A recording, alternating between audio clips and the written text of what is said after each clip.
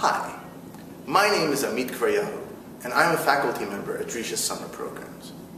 This week, we're reading Parashat Tazria-Metzora, ostensibly one of the least pleasant parashot in the Torah.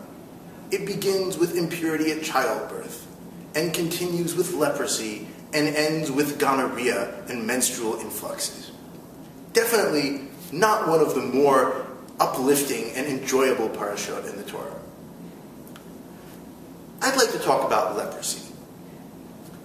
Lepers, even in our English today, live at the margins of society. If someone is a leper, that means no one wants to talk to him. No one is his friend. He may or may not, in our English, have a skin disease, but he's definitely not part of the community.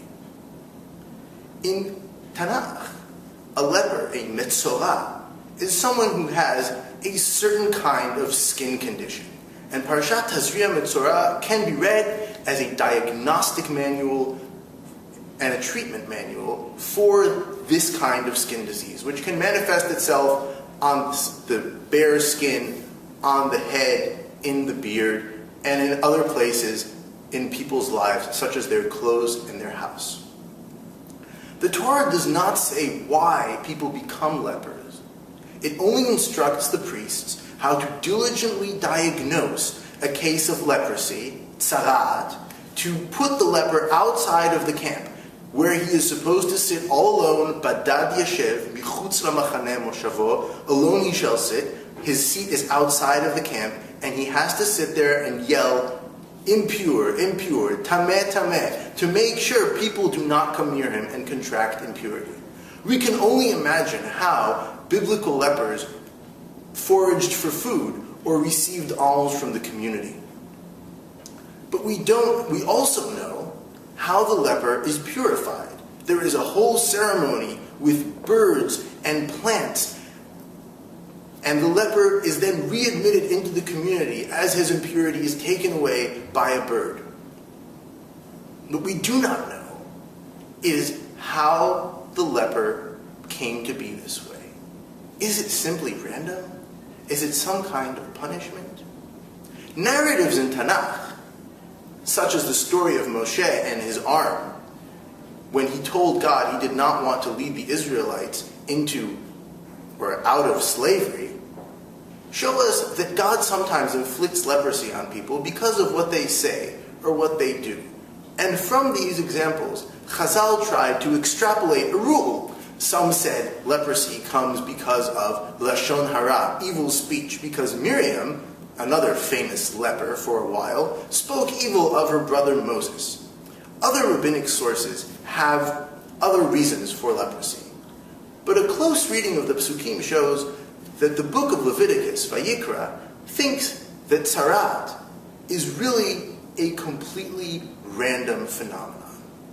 A person contracts it, and then it goes away, and the priest is powerless to bring it or make it go, but can only observe it and diagnose it and carry out the rites properly. This is not just a hedonistic reading or a modern reading of Chumash. This is in fact the accepted halachic reading of tzarat. The Mishnah, in tractate Negaim, skin afflictions, gives no reason whatsoever for negaim, for tzarat, coming onto a person. What can we learn from this? Although other rabbinic sources think there is a reason for skin afflictions to plague a person, the mainstream of halakha, codified all the way down to Maimonides, thinks that sometimes skin afflictions just come to people for no reason. If usually our theology says that things happen for a reason, tzarat is there to teach us that sometimes things happen for no reason. There are people on the margins of our society, even today, who are there through no fault of their own.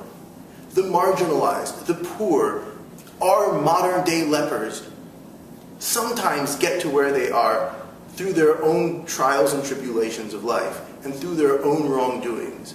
But sometimes things happen to people through no fault of their own.